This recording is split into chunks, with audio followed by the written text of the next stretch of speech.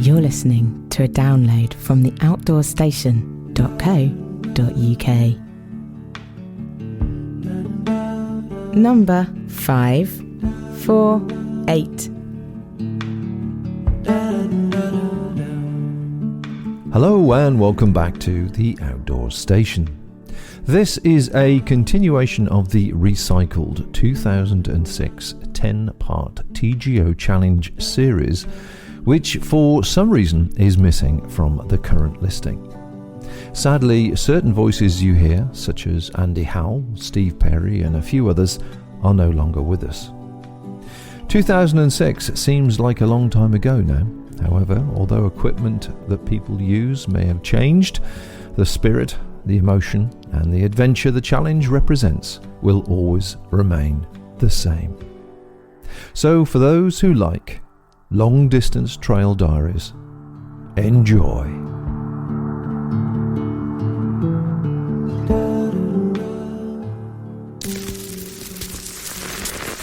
Switch on your wireless anytime, day or night, and you're bound to hear... Hi, I'm Lorraine McCall and you're listening to Podcast Bob on his long trek across Scotland.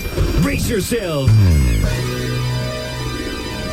Backpackinglight.co.uk. The UK's first outdoor podcasting show. Minimum weight.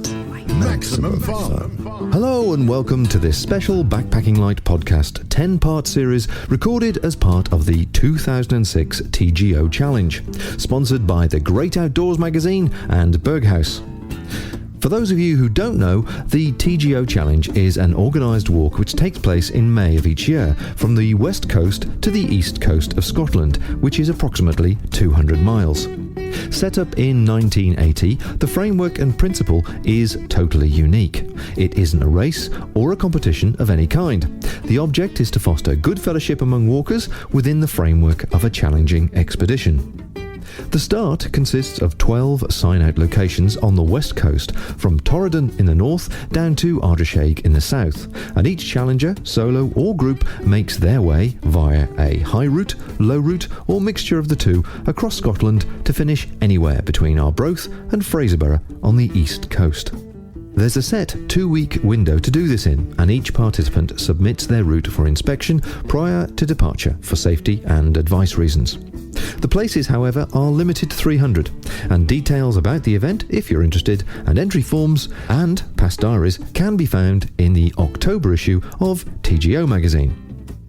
Each participant makes the challenge as easy or as hard as they wish.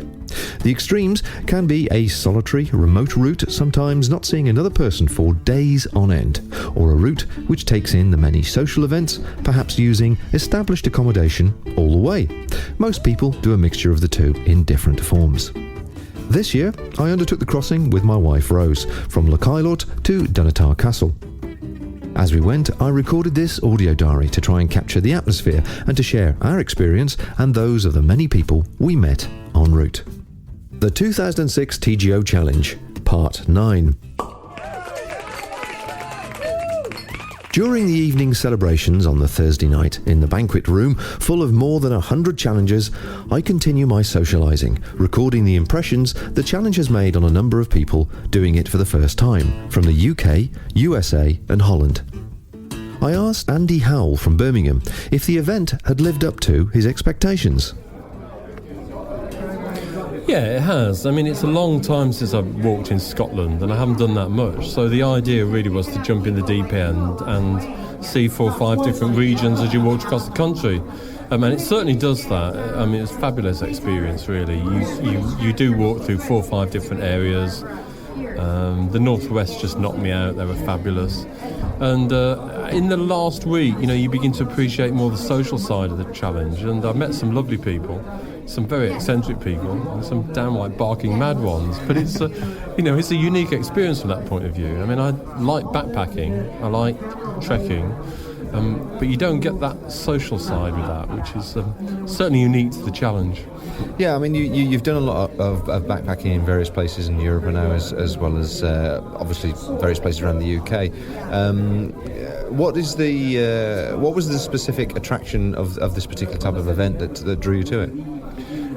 And I know Scotland's phenomenal, So I wanted to explore that more. But one of the things that's attractive about Scotland for me is the wild camping.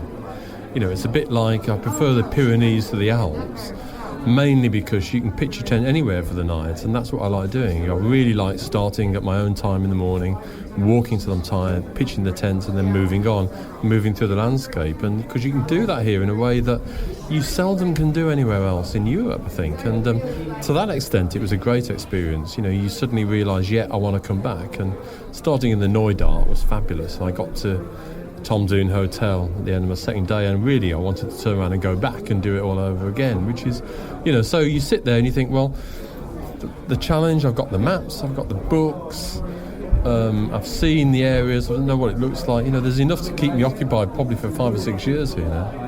Yeah, I mean, so it's a lovely landscape, certainly. Just give people an idea of the actual route you took in the end, from start to finish. I started in Mallaig, crossed over to Knoydart and Inverie. I went through Glen de Sowey to Fort Augusta, so the Coryaric Pass, down to King Yusi, where I stayed in amazing hotels, the only resident, it was bizarre, through to Braemar, and then from Braemar through the Balmoral Estate, to Geldy, Boffey, over to Tarfside. I was going to go through Char Forest, but by that point I'd had enough of forest. I got badly lost in Balmoral. So I just walked through to the coast at St. Sirius. So it's great route. Has anything in the Scottish experience taken you by surprise?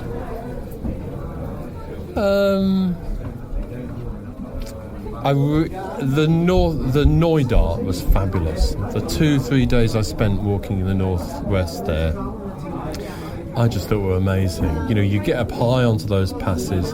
Because I was walking on my own, I didn't intend to do many Munros to start off. I was going to do them in the Cairngorms, and the weather forecast was crap, so I didn't. I stayed low. But even so, you know, walking through those high passes, the openness, the colours. I mean, the sun was shining, which was a bit of a surprise. And I thought the weather was quite good, although it was cold often. But the scale of it was just brilliant. Yeah, I thought that was absolutely fabulous. You know, it really is a great landscape. I mean, the weather this year seems to be, everybody agrees, it's been a very, very cold wind to previous years, which has sort of kept people's enthusiasm down a bit. Good to know, because I didn't think it was too bad, I have to say. I think as long as you got the right kit and you prepared well. I didn't carry much with me, but, you know, I had a good down vest and a good lightweight down sleeping bag. I think that's fine, but I wasn't that worried. If you're listening to this thinking about doing the challenge and worried about the length and the weather, I wouldn't really. There was nothing here that presented real problems. I mean, actually, it's nice walking most of the way, isn't it? Absolutely, yeah. I mean, and talking about gear, I mean, have you found, has there been anything in your rucksack that you haven't used? Good gear, bad gear? Well, I've used all the stuff I bought from you. Absolutely fabulous, Bob. I had a down vest. I think I could have done with that being a down jacket. Right. That was probably the only thing that I think I didn't miss anything. I existed just on one little titanium pot and stove, and that worked well. That was fine. Your food? What sort of food were you taking? Because you've got a dehydrator, so you've dehydrated a lot of food, haven't you? I dehydrated all my own food. That's probably the best investment I've made for lightweight backpacking. I bought one just before Christmas. Took all my own dehydrated food. I actually dehydrated food for 14 days, so I've still got a bit left. But that was really worth it. You know, it's tasty, you don't have all those chemicals, and you actually look forward to it at the end of the day, and you can plan the variety in. Did you carry 14 days worth across with you? No, I did food drops. I did 3 food drops, on the way. So, I mean, the only thing about that is that you tend to stock up to 5 days every time you do it, so you don't really notice the rate going down that much. But, yeah, I think a food dehydrator is a fantastic investment, you know, particularly if you cook a little bit. It's great.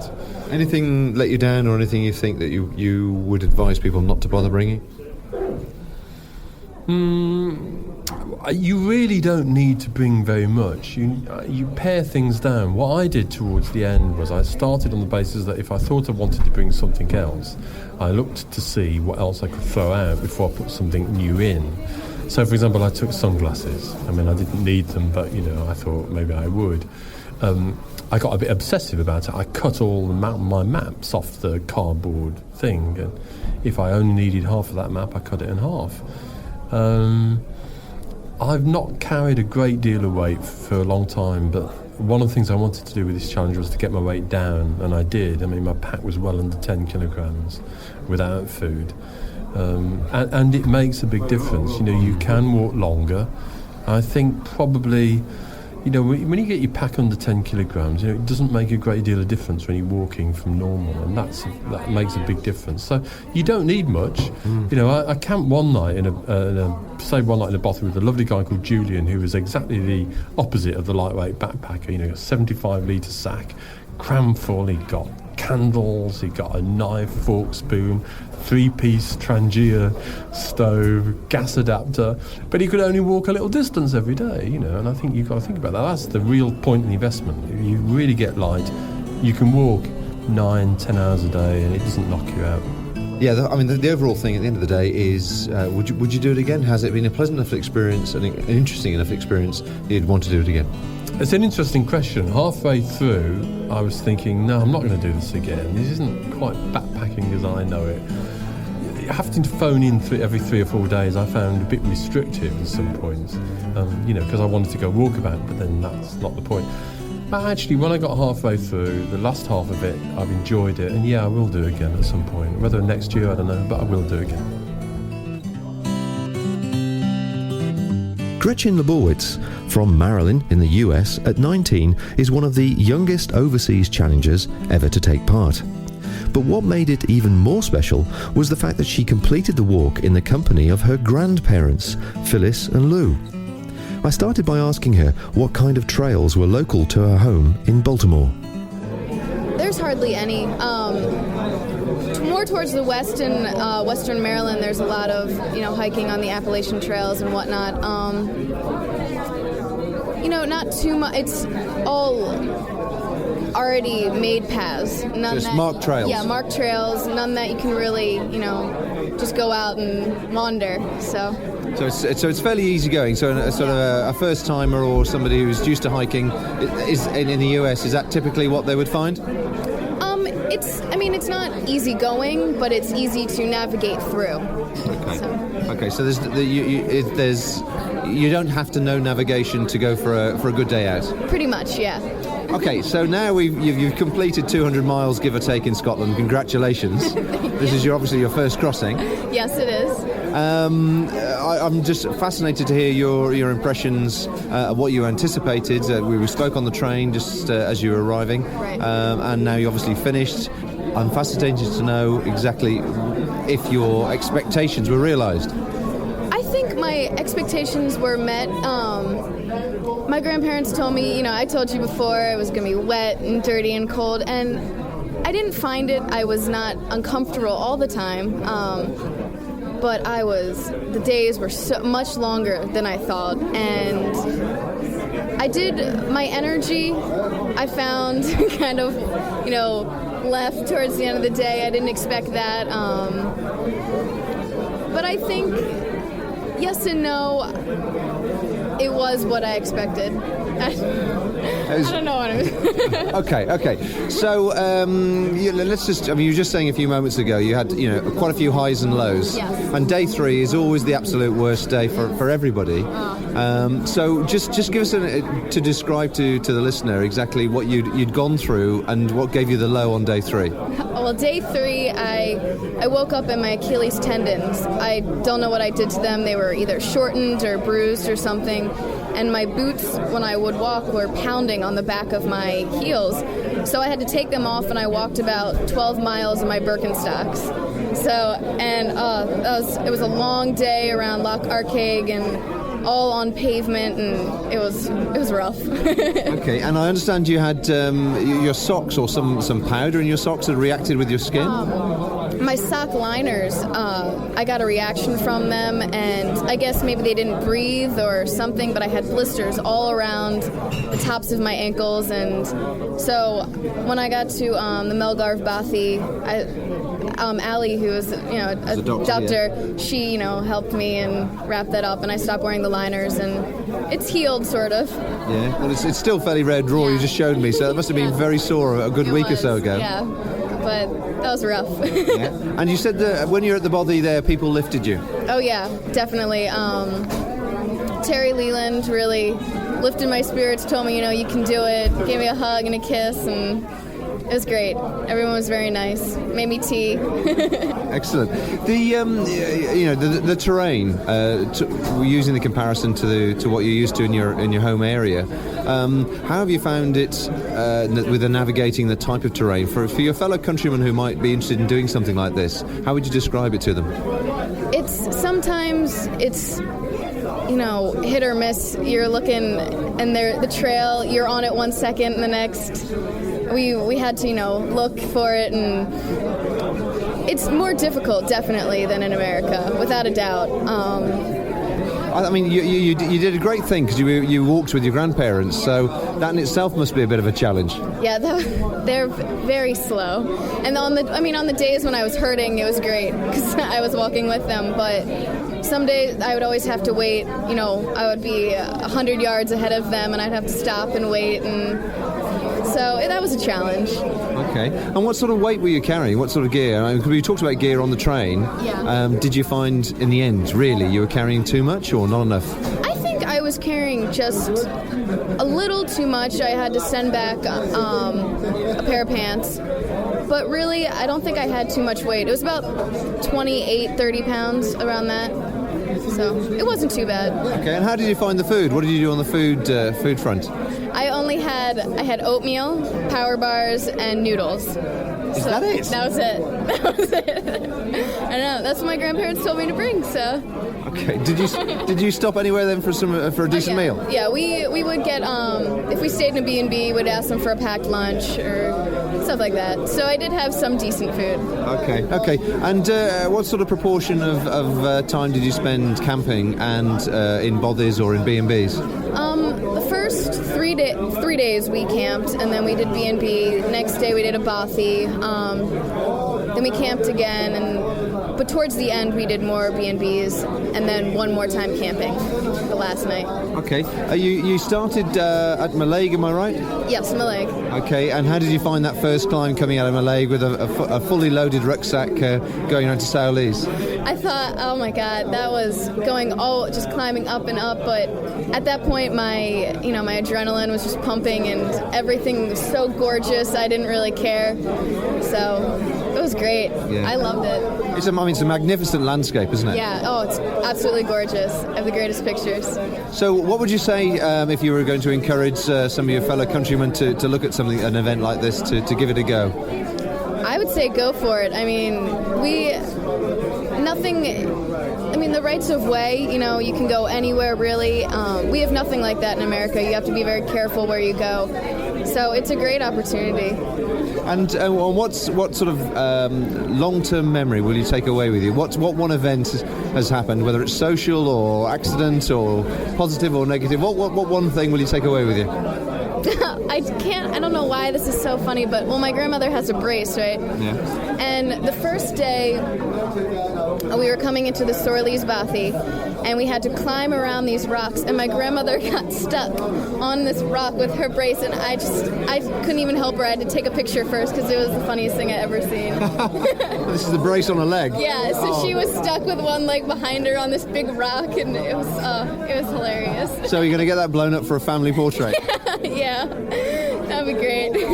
Excellent. Well, a final question, of course, would be: would you come back and do it again?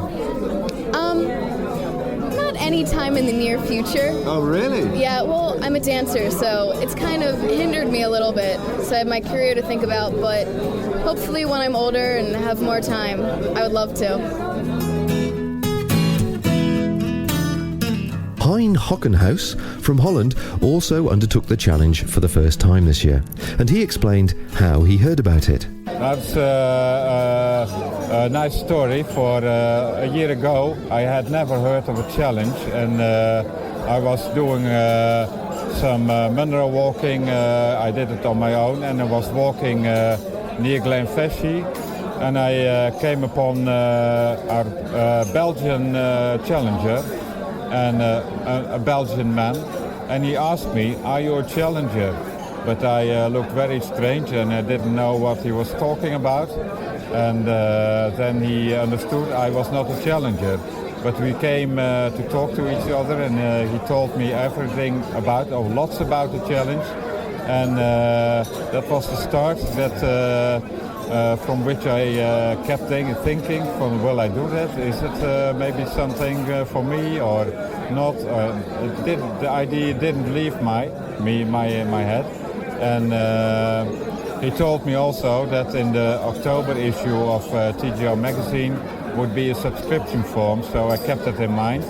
And I was here back in September, and I bought the issue of the magazine, and I subscribed immediately here, right in Scotland, and sent the £25 billet in the envelope. Mm-hmm. And so it started to subscribe. Okay, and so from that initial meeting with the Belgian, then has it been what you thought it would be? The actual adventure? No, it hasn't been what I had thought of it. It was far better. It became better and better by the day. Yes. When I started off, I had some misgivings, and I didn't trust myself that much. Can I do that? And what I'm doing, 2 weeks with a big pack over the mountains and the hills and unknown paths, and so. But it became better and better, and I loved it. And especially all the people you meet on the ways, and you meet some people, and you are walking up with them a distance or a day or a few hours, or you see them at evenings, at nights on some places, and then you lose sight of some people, and then suddenly after a few days you come together again, and that's quite nice, and you're feeling like becoming a family for after a few days when you check in at a hotel or in a bothy, where you don't have to check in, of course, but it's nice to see a known face then, and that you are greeted. Hi, Hein, how are you? And that's great. Yeah. Is it? I mean, I presume you've been walking in Europe in different places. Is it completely different to walking anywhere else in Europe? I don't know. I haven't been walking in Europe. I've only been walking in Scotland since the last years. I didn't so much walking in my former life, but only picked it up some 3 years ago. Don't know how walking in any other country is. I only know Holland, and there you can walk, and that's there's no hills. That's rather easy to do, and I became quite addicted to Scotland once I got here 3 years ago for the first time. So what drew you to Scotland then? Why Scotland?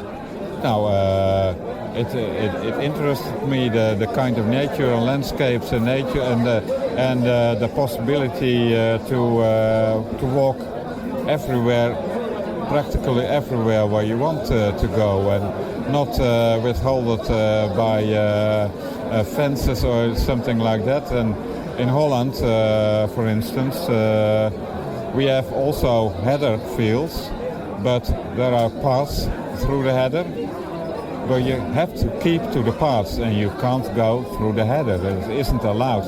And here it is allowed, and you can go cross country if you like, and that's great.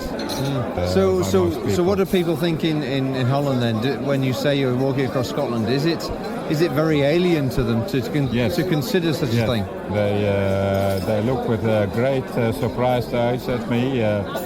Oh, what an undertaking! And it is an undertaking, but yes, when people never have been here, they can't quite imagine how it is to walk here.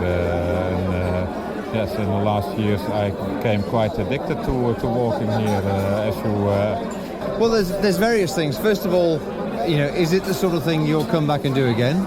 Oh yes, definitely. The last days of my walk, I was thinking again on about next year's challenge. I will definitely be back. Okay, Yeah, so you're thinking sure. about coming back. What about equipment? Have you thought about how you'll go a bit lighter? I have decided to go much lighter than I went now this time. For I didn't quite know what to take and what to expect, and I had far too much to carry. I could carry it, but it could have been somewhat easier when I went somewhat lighter. And I will start in the first place with a lighter pack on itself, and then the rest I try to lose weight on that. And I have some lightweight items, but also some heavy items, and mixed together. It was a little bit heavy to carry, but it didn't withhold me to do all the trip. And even so, I did 4 Munros on the walk without a pack, so I could manage it. But next time I will definitely be a bit lighter. A bit lighter. Do you know what sort of weight you're carrying? I think 17 kilos. 17 kilos? 17, yes. Okay. Yeah. Okay. And was that all the food for 2 weeks, or was that? No, I had usually food for 3 days. And before the challenge, I had delivered some food packs and new resupply parcels at different places along the route, so I could resupply again. Okay. And after a few days, the pack went lighter, but then you come to a new resupply point and your pack is heavy again. Yes. Yeah. It never gets easier. And I always carried a liter bottle of water, and it may be a little bit much to carry, but yeah, I am accustomed to that big bottles and fill them up now and again. Were you prepared enough for the weather? Yes, I think so. For the previous years, I've done lots of Munros and under quite different conditions, from winter conditions to ultimate summer conditions, so all the range in between. So that wasn't strange for me. Yeah, but I had enough stuff, and I could cope well with it on this challenge. And we had some very cold nights, but when I woke up with snow on the tent and icicles in the peat hags, but it didn't bother me very much. Okay. Yeah. So one final question then. If you were advising somebody from Holland to come to Scotland to do this, yes. What one piece of advice would you give them to consider? Be not too ambitious on your route planning. For I experienced that myself in the first days. For you are far too ambitious. You want too much on one day's trip, and you have to diminish it a little bit, for you won't reach your points of destination, and then you will be far behind the schedule.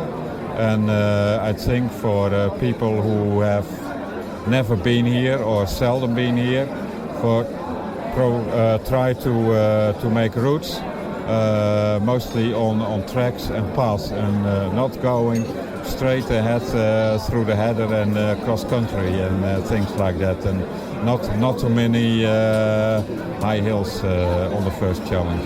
Yeah. So basically, plan your paths very carefully. Yeah. I was too ambitious about it, and but that's a cool thing about the challenge. I got to learn myself better about that. So for next time, I will do another route planning.